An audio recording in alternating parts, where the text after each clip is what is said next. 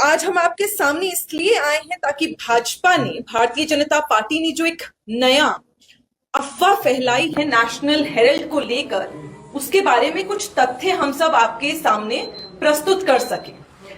क्योंकि ये जो नेशनल हेराल्ड केस है, इसका आयुध बनाकर भारतीय जनता पार्टी अपनी सत्ता की मशीन गन में लोड करके लोकतंत्र की छाती पर वार कर रही है। क्योंकि भारतीय जनता पार्टी 3 तरीकों से चलती है।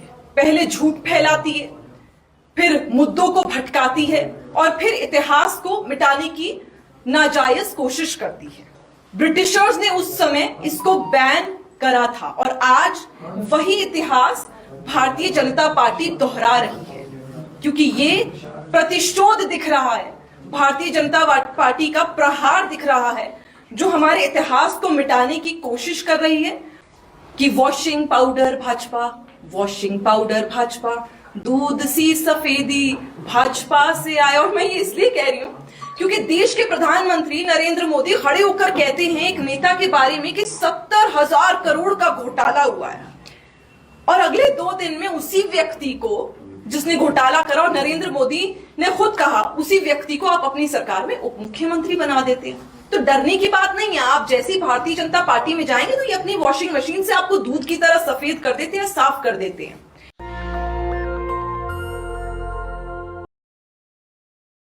तो आज हम आपके सामने इसलिए आए हैं ताकि भाजपा ने, भारतीय जनता पार्टी ने जो एक नया अफवाह फैलाई है नेशनल हेराल्ड को लेकर, उसके बारे में कुछ तथ्य हम सब आपके सामने प्रस्तुत कर सके। क्योंकि ये मामला जो है, ये कानूनी मामला नहीं है, ये मामला बदले की भावना का है, ये मामला न्याय का तो है ही नहीं, ये मामला राजनीतिक तांडव है। और आज हम आप सभी के सामने यहाँ कोई कानूनी बहस करने नहीं आए हैं।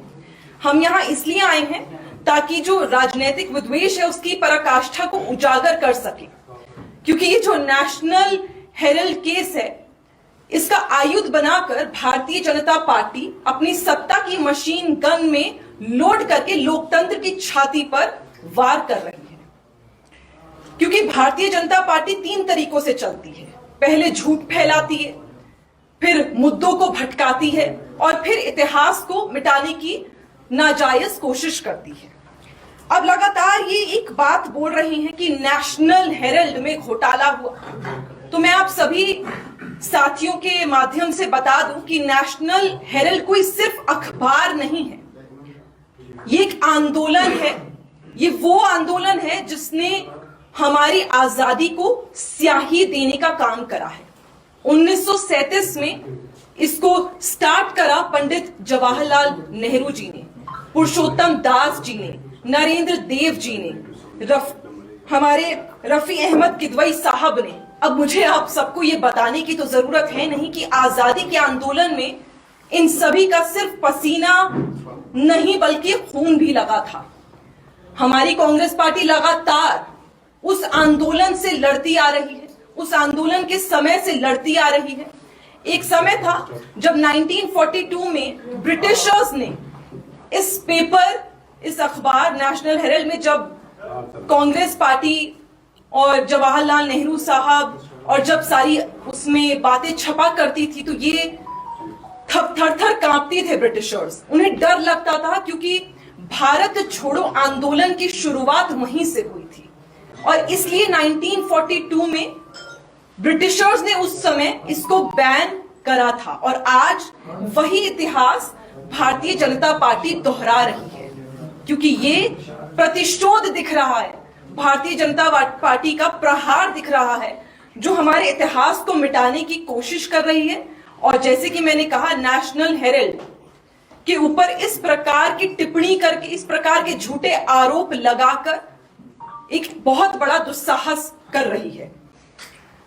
अब मुझे, क्योंकि यहां पर इन्होंने हास्य का विषय, और मैं हंस इसलिए रही हूं क्योंकि इन्होंने बड़ी बड़ी बातें करी, मनी लॉन्ड्रिंग जैसा बड़ा आरोप लगाया नेशनल हेराल्ड पे। अब मनी लॉन्ड्रिंग में जानना चाहती हूं, जहां 1 रुपए का लेन देन नहीं हुआ, जहां ब्लैक मनी इन्वॉल्व नहीं है, जहां पर कोई भी घोटाला नहीं हुआ, कोई निजी फायदा नहीं हुआ, वहां आप इसको कैसे मनी लॉन्ड्रिंग का हवाला भी नहीं हुआ, वहां आप कैसे इसको मनी लॉन्ड्रिंग का नाम दे सकते हैं? या तो हम ये मान लेते हैं कि भारतीय जनता पार्टी ने मनी लॉन्ड्रिंग की परिभाषा ही बदल दी है, क्योंकि अगर हम नेशनल हेराल्ड की बात करें तो 2002 से 2011 तक कांग्रेस पार्टी ने 100 किश्तों में 90 करोड़ रुपए एजीएल कंपनी को इसलिए दिए, और आप कनेक्ट करेंगे क्योंकि यहां पर हमारे सारे प्रेस के भाई बंधु बैठे हुए हैं, साथी बैठे हुए हैं। तो क्योंकि एजीएल एक वो कंपनी थी जिसमें कोई प्रॉफिट नहीं था, वो सिर्फ हमारे आंदोलन के लिए, लोगों तक खबरें पहुंचाने के लिए लड़ रहा था, अखबार में खबरें छाप रहा था जो एकदम सत्य हैं। अब यहां इन्होंने क्या किया कि इन्होंने केस लगाया। अब नेशनल हेराल्ड में बहुत बड़ी ये बात इन्होंने कही कि जो घोटाला हुआ है, कांग्रेस पार्टी ने 100 किश्तों में 90 करोड़ एजीएल को इसलिए दिए ताकि आप जैसे कर्मचारी जो एजीएल में उस समय सैलरीज नहीं पा रहे थे, जिनकी ऑफिस में मशीनें बंद हो गई थी, घर में परिवार भूखा था क्योंकि सैलरीज नहीं मिल रही थी, पीएफ नहीं मिल रहा था, वीआरएस फंड्स नहीं मिल रहे थे, आप सब इसको समझते होंगे जो लोग रोजी रोटी कमाते हैं। तो उस समय कांग्रेस पार्टी ने ये मदद करी थी एजीएल की, ताकि आने वाले समय में और उस समय कर्मचारियों को अपना घर चलाने के लिए वेतन मिले, पीएफ मिले, वीआरएस मिले और उन्हें कुछ भी खोना ना पड़े। तो मैं जानना चाहती हूं कि ये मनी लॉन्ड्रिंग, और कांग्रेस पार्टी आज सवाल पूछ रही है और साथ में देश का हर एक व्यक्ति पूछ रहा है कि ये मनी लॉन्ड्रिंग का मामला आप कैसे कह सकते हैं? क्योंकि यहां पर जो पेमेंट्स करी थी कांग्रेस पार्टी ने, वो तो चेक के माध्यम से करी थी। ऐसा तो कुछ है नहीं कि अलग से चुपके से करी थी, सब कुछ सार्वजनिक है, सब आपके सामने है। तो इस तरह की ओछी राजनीति भारतीय जनता पार्टी लगातार करती आई है, क्योंकि ये मनी लॉन्ड्रिंग नहीं बल्कि फ्रीडम स्ट्रगल की लॉयल्टी थी जो सिर्फ और सिर्फ कांग्रेस पार्टी ने निभाई थी, और किसी पार्टी में ना हिम्मत थी ना वो जज्बा था जो कांग्रेस पार्टी में कल भी था, आज भी और आने वाले कल भी रहेगा। अब यहां पर क्योंकि उसके बाद एजीएल जब उनको पैसा दिया गया तो वो भी पैसा लौटा नहीं पाए, कर्ज में डूब गए, तो कानूनी तरीके से 2010 में सेक्शन, उस समय 25, आज सेक्शन 8 के अंतर्गत यंग इंडियन एक कंपनी रजिस्टर करी गई। अब सेक्शन 8 का मतलब है ना कोई फायदा लिया जा सकता है, ना कोई फायदा आज तक लिया गया है। और ये इसलिए हुआ, ये यंग इंडियन इसलिए बनाई गई ताकि वो जो अखबार जिसने आंदोलन की लड़ाई लड़ी थी उसकी रूह को जिंदा रख पाए, और उस रूह को जिंदा रखने का काम कांग्रेस पार्टी ने करा है। आज भारतीय जनता पार्टी उसी पर अशोभनीय टिप्पणी भी कर रही है, और अपनी ईडी, मैं तो कहती हूं एक्सटॉर्शन डिपार्टमेंट को, ये कानूनी व्यवस्था नहीं है, ये कानून का सदुपयोग नहीं है, ये ईडी का दुरुपयोग है, और एक्सटॉर्शन डिपार्टमेंट इसको बना दिया है। और एक्सटॉर्शन डिपार्टमेंट बनाने के बाद, इससे पहले मैं एक्सटॉर्शन डिपार्टमेंट के बारे में बात करूं, मैं एक और चीज यहां पर चिन्हित कर देना चाहती हूं कि सेक्शन 51A(b) में कहा गया है कि स्वतंत्रता संग्राम की प्रेरणाओं को बचाना हर नागरिक का कर्तव्य, और वो कर्तव्य हमने निभाया, यानी कांग्रेस पार्टी ने निभाया है। अब सरकारी प्रोपोगेंडा इनका देखिए, भारतीय जनता पार्टी का आईटी सेल हो, भारतीय जनता पार्टी का सोशल मीडिया ट्रोल हो, भारतीय जनता पार्टी के, वो माफ करिएगा शब्द का प्रयोग करिए, पर रियलिटी है, जग जाहिर है, वो 2 रुपए के जो ट्रोल्स होते हैं वो हो। अब ये प्रोपोगेंडा एक नैरेटिव चला रहे हैं सोशल मीडिया पर कि 5000 करोड़ की संपत्ति है एजीएल के पास। अब इनकम टैक्स डिपार्टमेंट की बात कर लेते हैं। मैं तो नहीं चला रही हूं, कांग्रेस पार्टी तो इनकम टैक्स डिपार्टमेंट चला नहीं रही है, आप ही की सरकार में चल रहा है। अब इनकम टैक्स डिपार्टमेंट तो ये बता रहा है कि इनके पास सिर्फ 413 करोड़ की संपत्ति है, और जिसमें से 6 जो जमीनें हैं उसमें 5 तो लीज पर है, ना उन्हें खरीदा जा सकता है, ना बेचा जा सकता है, ना उनसे कुछ प्रॉफिट कमाया जा सकता है।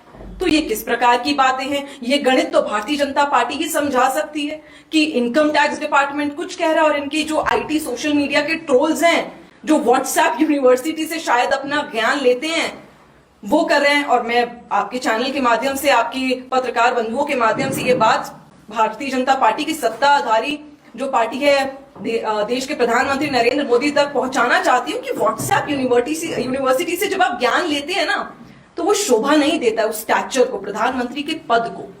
आप उसकी गरिमा का ध्यान रखें, इस प्रकार के झूठे आरोप लगाना बंद करिए। अब ईडी की, जैसे मैंने कहा, एक्सटॉर्शन डिपार्टमेंट, मैं क्यों कहती हूं एक्सटॉर्शन डिपार्टमेंट?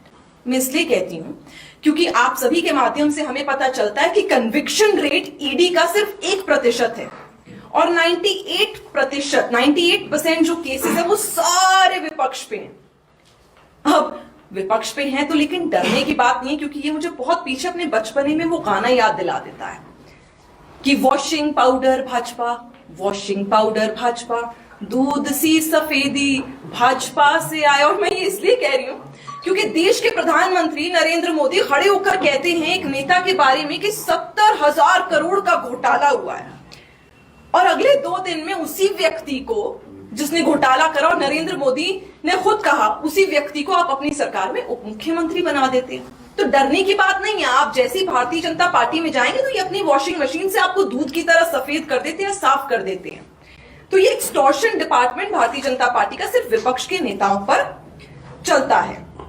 क्योंकि 2023 में, अब इसके अलग 1-2 बातें कर लेते हैं, 2-3 पॉइंट्स में चिन्हित कर देना चाहती हूं कि 2023 में पतंजलि, सभी ने नाम सुना होगा, पतंजलि ने रुचि सोया की 9,000 करोड़ की लेन देन माफी करी और उसमें निवेश करा।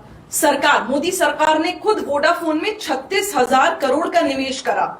उसको आप इक्विटी कहकर, उसको आप हर चीज कहकर तो एकदम साफ कर देते हैं, एकदम क्लीन बोल देते हैं। लेकिन अगर राहुल गांधी जी, सोनिया गांधी जी, कांग्रेस पार्टी किसी आंदोलन को बचाने के लिए, उसकी रूह को बचाने के लिए काम करती है तो वो घोटाला हो जाता है।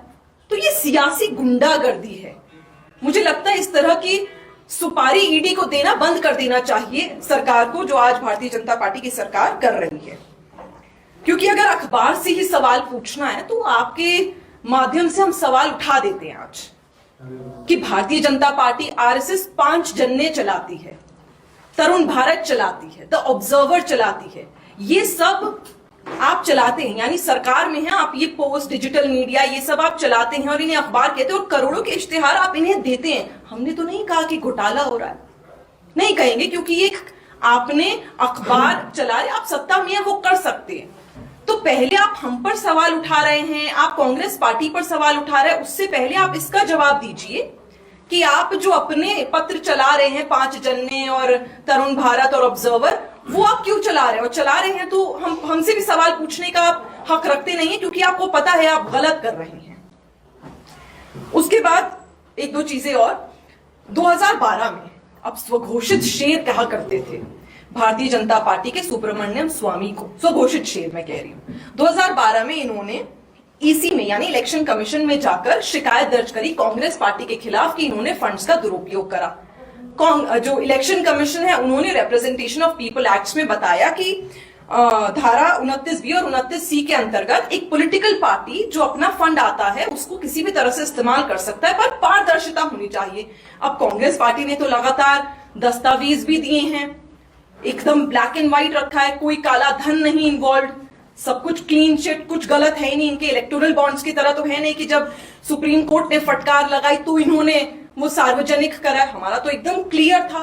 तो इसी से भी सुब्रमण्यम स्वामी को साइड होना पड़ गया। नेशनल दस्तक की आपसे गुजारिश है कि अगर इसको बचाना चाहते हैं तो नेशनल दस्तक को सब्सक्राइब करने के लिए रेड कलर के सब्सक्राइब बटन को दबाएं, फिर बेल आइकन की घंटी दबाएं। नेशनल दस्तक को बचाने के लिए बहुत जरूरी है कि हर खबर को शेयर करें, लाइक करें, कमेंट जरूर करें।